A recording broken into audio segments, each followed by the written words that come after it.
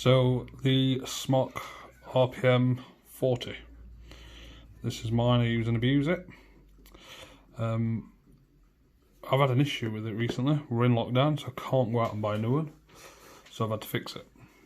So basically the issue was it just stopped working. Until you plugged it in, that's the only time it'd work.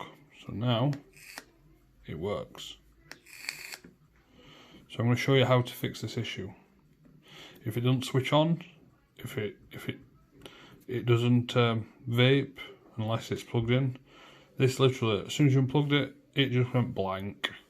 So I'm going to teach you how to mend it. So first of all, you're going to need a Stanley blade, a T5 Torx bit, and a tiny Phillips screwdriver. Phillips, these like little star heads. T5 Torx and that blade, and also a heat gun and a micro USB charger. So first of all, at the bottom you've got two T5 screws. Release the pod. So we've just got the unit. Switch the unit off. Unit's powered off. So like I said, first of all we remove the pod, then we take the two T5 screws out. These aren't that tight, and put them to one side. Now I've had to do this myself, and because there's no instructions online, no one's done this, so I just thought if I tear it down myself I can show people how to do it. You get your blade, and on the main face you put it in the little corner. Oops. Put it in the corner and just pick, and slowly go around, and it's just the glue what's holding it. Now you'll have to do this all the way around. Just be careful not to break it.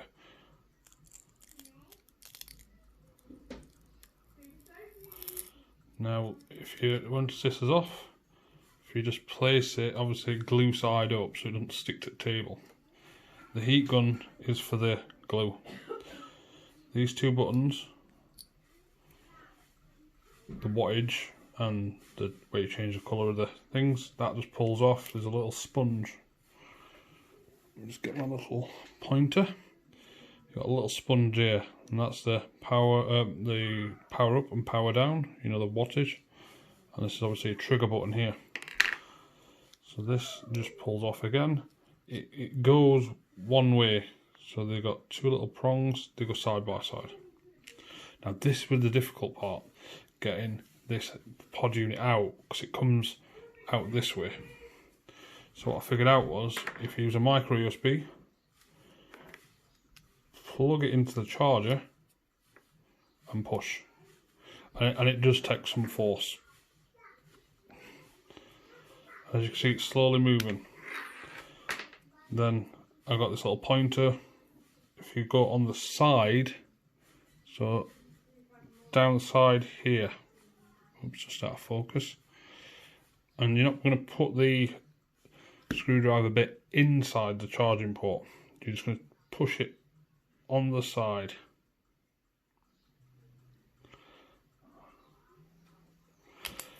And as you can see, the pod's coming out. So that's your case. Now I'd just wash this in the sink with soapy water, or wipe inside it. So this is your pod unit. The reason why it won't work, or the reason why yours won't switch on, let's get some paper towel, is because of a bit of a bad design with these. They leak. We all know they leak. So you'll have to dry this out. Now I've already done this, like I said. You're going to need your Phillips screwdriver, and there's 4 Phillips screws. 1, 2, 3, 4. You're also, going to need some contact cleaner. Now you can get this on eBay or Amazon. It's called electrical contact cleaner. Now these was not tight. They were quite loose, but I did tighten them up so they were tight.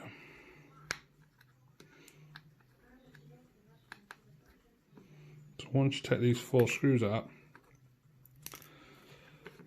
now once you start taking it out of the case, more than likely it'll start working.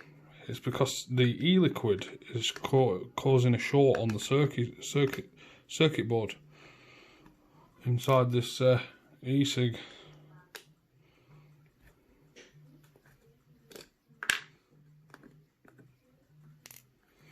Just put your screws in a nice pile. Now this here, as you can see, pulls out.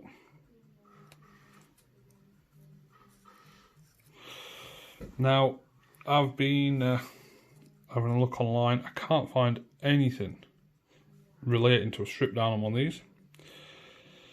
So in here is, you've got 2 wires. I'm not going to poke them because I don't want to. In there you've got 2 wires. You've got a negative and a positive. They're soldered on.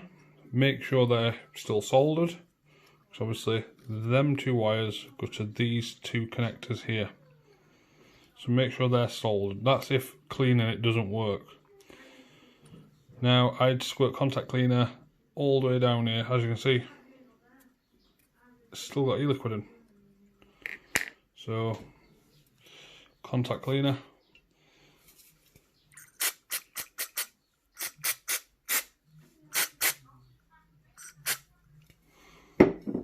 So that's just like that.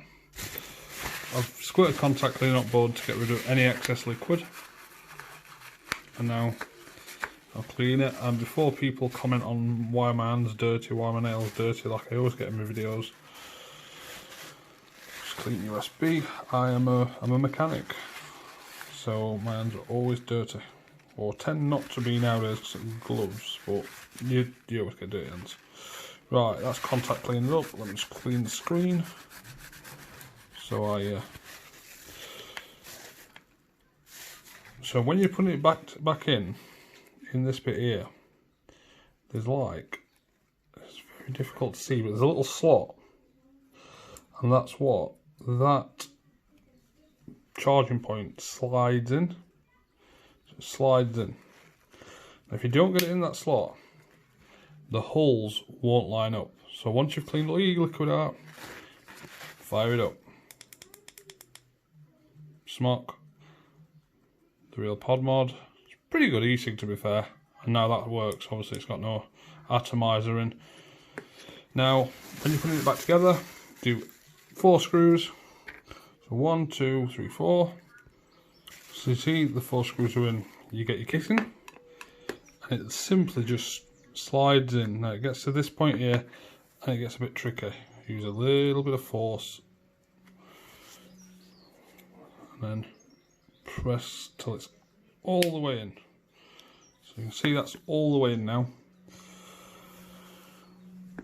You've got your 2 T5 screws, torque screws, what go in there.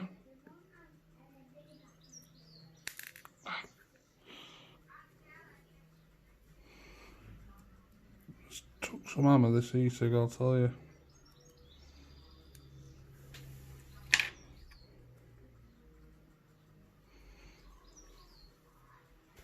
See, them 2 are in now. Now this is the difficult bit, putting the buttons back on. You might be better getting some tweezers. It was hard with this bit, so these lower buttons to make sure they're in place properly.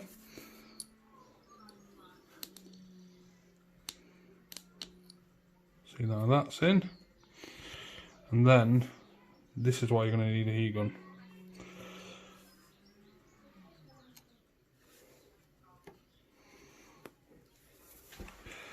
Now what you do is you'd heat this up once it's on.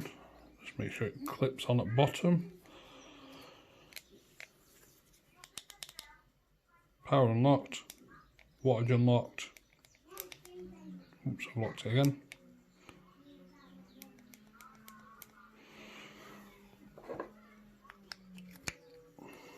Now if you heat the screen up, it'll melt the glue or warm the glue up to make it stick properly. That's what I need to do there, because obviously when I was tearing it down originally, I didn't know if there were any screws behind here.